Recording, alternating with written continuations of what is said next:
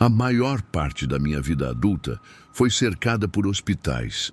Não porque eu gostava deles, mas porque parecia que de alguma forma eu estava sempre destinado a cruzar aquelas portas frias e bem iluminadas. Minha mãe era enfermeira.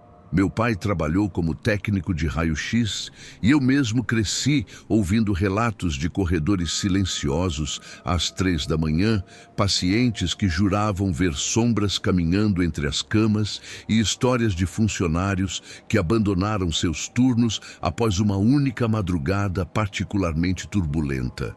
Mas nenhuma dessas histórias se comparava ao que aconteceu comigo no inverno de 2019.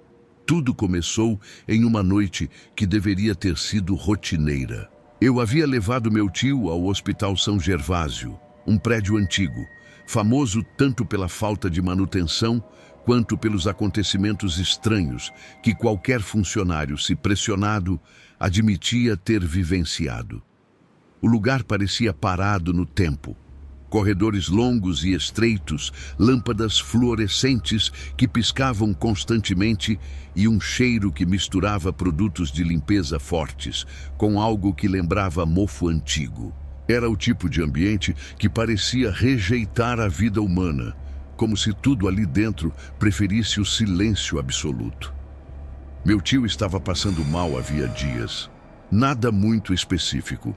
Tontura, dor no peito, uma exaustão profunda que ele não conseguia explicar.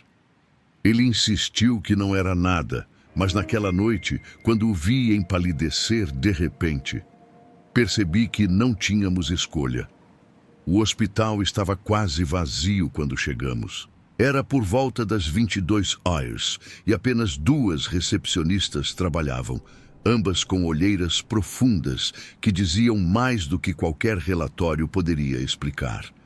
Depois de preencher os formulários, aguardamos quase 40 minutos na recepção, ouvindo apenas os estalos ocasionais do sistema de aquecimento e o chamado distante de alguma máquina perdida na ala de internados. Foi então que o enfermeiro de plantão apareceu. Uma figura alta, magra, aparentando uns 50 anos. Ele falava baixo, como se tivesse receio de chamar a atenção de algo ou alguém ali dentro.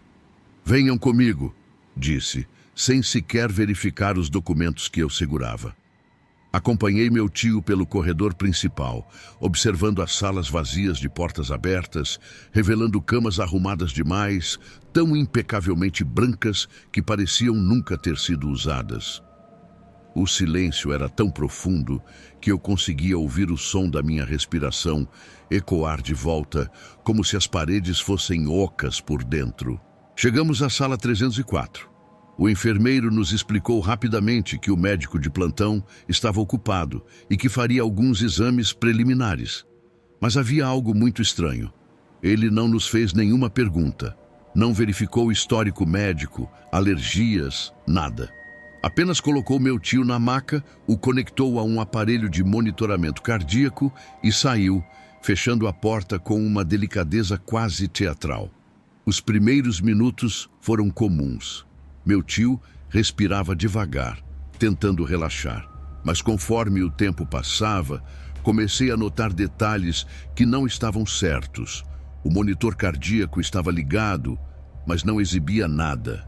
A tela permanecia acesa, mas completamente preta. A cama, ao lado, vazia, estava inclinada para um ângulo impossível, como se tivesse sido movida às pressas e nunca ajustada. E havia uma cadeira no canto da sala, virada diretamente para a cama do meu tio, como se alguém tivesse estado sentado ali minutos antes. Ou ainda estivesse. Foi então que ouvi o primeiro sinal de que aquela noite não seria normal. 3 batidas lentas, vindas do corredor.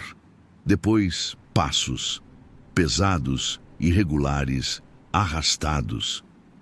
Pensei ser algum paciente desorientado, mas quando olhei pelo vidro pequeno da porta, não vi ninguém. O corredor estava completamente vazio. E ainda assim os passos continuavam cada vez mais próximos, cada vez mais nítidos.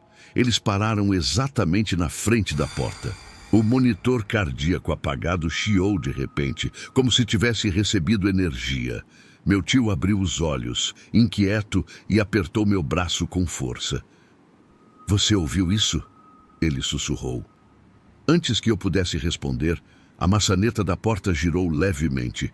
Não o suficiente para abrir, apenas o bastante para indicar que havia alguém do outro lado. Mas o que realmente me paralisou foi o fato de que a sombra projetada no chão, pela fresta inferior da porta, era errada. Ela parecia alta demais, estreita demais, e não se movia como uma pessoa. A sombra vibrava, como se estivesse sendo projetada por uma figura que não tinha forma definida. A maçaneta parou, a sombra desapareceu, e o silêncio voltou de forma abrupta, quase violenta. Tentei convencer meu tio de que era melhor chamarmos outro enfermeiro, mas quando abri a porta, algo ainda mais perturbador nos aguardava. O corredor, antes vazio, agora tinha todas as portas abertas. Todas. E de dentro de cada uma delas vinha um som leve, repetitivo, quase hipnótico, como se dezenas de pessoas estivessem sussurrando ao mesmo tempo, mas não em palavras, em um ritmo, como um coro distante, abafado, ritmado pelo próprio hospital. Meu tio tentou se levantar, mas ficou fraco demais. Eu fui até a recepção para avisar o enfermeiro, mas quando virei o corredor principal, ele estava completamente apagado. As luzes de emergência piscavam lentamente, lançando sombras alongadas nas paredes, criando a sensação de que eu estava em um lugar abandonado há décadas. A recepção estava vazia, as cadeiras todas deslocadas. A mesa das recepcionistas parecia ter sido empurrada alguns centímetros para o lado, deixando marcas profundas no chão de vinil, como se algo muito pesado a tivesse movido. E então o som começou. O mesmo som que vinha das portas abertas, só que agora mais alto, mais próximo, como se estivesse vindo de todos os lados ao mesmo tempo. Sussurros, muitos, intensos, quase formando palavras, mas distorcidas demais para serem entendidas. Meu corpo inteiro se arrepiou. Algo estava acontecendo naquele hospital. Algo terrível, antigo, doentio. E nós estávamos presos exatamente no centro disso. Voltei correndo para a sala 304, mas quando cheguei, percebi que a porta estava entreaberta. E meu tio não estava mais na cama. No lugar dele, havia apenas uma marca profunda no colchão, como se ele tivesse sido puxado para fora com violência. E, no chão, algo que fez meu coração falhar por um segundo. Pegadas. Pegadas humanas, mas completamente invertidas, como se a pessoa estivesse andando de costas, porém na direção da porta. Elas seguiam pelo corredor novamente escuro. Respirei fundo e dei o primeiro passo para segui-las. Eu não fazia ideia de que, ao fazer isso, estava caminhando diretamente para o ponto mais macabro daquela noite. Algo que mudaria minha vida para sempre. Algo que ainda escuto, mesmo agora, quando o hospital já se foi, demolido, abandonado, esquecido. Mas aquilo que estava lá dentro não desapareceu com ele. Eu não deveria ter acordado naquela sala. Não depois de tudo que tinha visto. Não depois de ouvir aquelas vozes que sussurravam detrás das paredes, como se o concreto respirasse. Mas despertei ali mesmo, deitado em uma maca, com a sensação pesada de que o tempo tinha passado de um jeito impossível de medir. Minha boca estava seca, meus músculos doíam, como se tivessem sido torcidos enquanto eu estava inconsciente, e um cheiro químico, algo entre éter e carne velha, enchia o ar ao meu redor. A luz vinha apenas de uma única lâmpada fluorescente, pendurada por fios expostos, piscando como se lutasse para permanecer acesa. A cada oscilação, a sala parecia mudar de forma. As sombras se alongavam, se moviam, se reorganizavam, como se alguém, ou alguma coisa, estivesse caminhando fora do campo da minha visão. Eu tentei me sentar, mas percebi que meus braços estavam contidos por tiras grossas de couro. Não eram faixas médicas. Eram estranhamente parecidas com cintos de contenção improvisados, como se tivessem sido feitos às pressas. Isso me levou a um pensamento inevitável. Alguém me manteve ali sem permissão. Mas não era isso que me assustava. O que me assustava era que os cintos estavam gastos. Muito gastos. Como se tivessem sido usados dezenas, centenas de vezes. Como se outros tivessem estado ali antes de mim. E talvez ainda estivessem. Lembrei-me do enfermeiro que nunca mexia a boca ao falar, dos pacientes que desapareciam sem explicação, do vulto que caminhava entre as cortinas às 3 da manhã, da mulher que chorava sem emitir som algum. Lembrei-me, principalmente, daquele médico de jaleco antigo que eu tinha visto no corredor, o que todos afirmavam não existir. E agora eu estava ali, preso, isolado, disponível. A porta da sala estava entreaberta, apenas alguns centímetros o suficiente para revelar um corredor escuro. Um corredor completamente silencioso.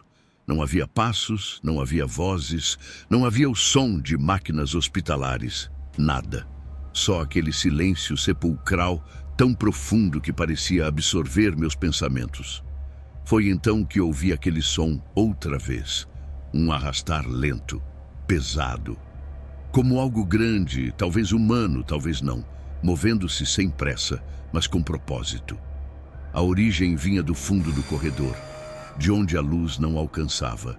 A lâmpada acima de mim piscou 2 vezes e depois estabilizou, fraca, doentia.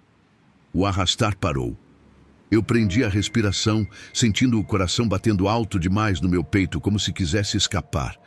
Então, uma respiração, baixa, profunda, chegando cada vez mais perto. Eu forcei os braços contra as correias. Nada. Elas seguravam firme, como se fossem parte de mim. A respiração se aproximava e foi então que percebi o detalhe mais aterrador. Vinha do lado de dentro da sala. Não do corredor, não de fora, de dentro, de algum ponto atrás de mim. Eu tentei girar a cabeça, mas o suporte da maca me impedia. A respiração continuou, lenta, quase curiosa. Algo se moveu atrás de mim, produzindo um som úmido, como tecido arrastado pelo piso. A lâmpada oscilou novamente, e a sombra atrás do meu corpo se mexeu, projetando-se na parede à minha frente. Eu não sabia o que era. A forma era irregular, alongada demais para ser humana, mas parecia tentar ser, como se imitasse o formato de um corpo sem realmente ter um. Você acordou cedo demais. A voz não parecia vir de um ser vivo. Era como ouvir alguém falar através de um pulmão cheio de água. Eu fechei os olhos, mas a sombra continuou se movendo. Podia senti-la se inclinando sobre mim, aproximando o rosto, ou o que seria o rosto, da minha nuca. O cheiro de carne úmida tomou o ar e eu me forcei a não vomitar. A criatura parecia farejar, respirar em cima da minha pele, estudar. Então senti algo tocar meu ombro. Não era uma mão. Era como um tecido frio, liso e pegajoso, pressionando devagar, quase delicadamente. E então, um barulho reconhecível ecoou no corredor. O som de passos humanos, rápidos, determinados. A sombra imediatamente se retraiu, deslizando para fora da luz como um animal acuado que sabia que não devia ser visto. A porta se abriu de vez. Era a enfermeira. A mesma que eu vira antes, aquela que nunca demonstrava expressão alguma.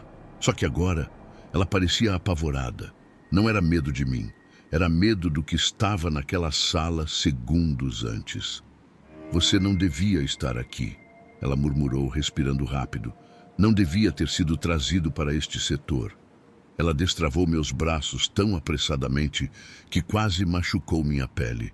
Depois, agarrou meu pulso e me puxou para fora da sala. Quando saímos, olhei pela última vez para o interior. A sombra tinha desaparecido, mas havia marcas, riscos longos e profundos na parede, como se unhas ou garras tivessem se arrastado ali muitas vezes. Fui levado por corredores que eu nunca tinha visto antes, como se estivéssemos nas entranhas de um hospital completamente diferente do que eu conhecia. As luzes ali eram mais antigas, amarelas, algumas queimadas. As portas estavam abertas e vazias, mostrando quartos que pareciam não ser usados há décadas. O que era aquilo? Eu consegui perguntar, mesmo com a voz tremendo. A enfermeira não respondeu por alguns segundos. Parecia pensar se deveria ou não dizer. Ele não é um paciente, ela disse finalmente, quase sussurrando. Nunca foi. Ele está aqui desde antes do hospital existir. As palavras dela foram um golpe no estômago. Isso não faz sentido. Eu sei, mas é verdade. Há coisas aqui que não podem ser vistas por ninguém que esteja vivo do jeito certo. Ele odeia quando alguém desperta enquanto está perto. E você acordou na hora errada. Passamos por uma porta dupla e voltamos ao setor principal. As luzes eram normais novamente. Enfermeiros conversavam, visitantes caminhavam. Tudo parecia tão comum que eu comecei a duvidar do que tinha visto. A enfermeira me entregou minha ficha com um leve tremor nas mãos. Vá embora, ela disse. Agora. Não olhe para trás. Não fale com ninguém que disser que é médico daqui sem antes olhar para os pés. Os pés? Ela respirou fundo. Ele não sabe imitar pés humanos. Nunca aprendeu. Agora vá, corra. Eu comecei a andar rápido pelo corredor. A cada passo, sentia como se alguém, ou várias coisas, observassem meu movimento. Quando cheguei à saída do hospital, quase tropeçando na pressa, uma voz atrás de mim chamou. Senhor, você esqueceu isto? Virei-me lentamente. Era um médico, jaleco impecável, luvas brancas, sorriso estático demais. Mas não foi o sorriso que me fez perder o ar. Foram os pés, ou melhor, a falta deles. Ele não tinha pés. As pernas terminavam em extremidades retas, lisas, como se fossem apenas o final de um manequim. Mesmo assim, ele se mantinha de pé, imóvel, suspenso, como se não precisasse daquilo para se equilibrar. A enfermeira tinha razão. Eu tinha encontrado ele. Você acordou rápido demais, o médico disse, repetindo as mesmas palavras, sem mover os lábios. Eu corri. Corri como nunca na minha vida. Só parei quando alcancei a rua, quando senti o vento frio batendo no meu rosto, quando o hospital ficou distante o suficiente para parecer um simples prédio. Mas mesmo hoje, quando passo perto daquele lugar, sinto algo me observando através das janelas do último andar. A área que, segundo todos, está fechada há mais de 50 anos. E às vezes, quando acordo no meio da noite, ainda sinto aquela respiração atrás de mim, lenta, úmida, curiosa, como se aquilo ainda estivesse me estudando. Como se ainda estivesse me procurando, como se não tivesse terminado. Porque a verdade é uma só. Eu saí daquele hospital, mas aquela coisa nunca me deixou ir.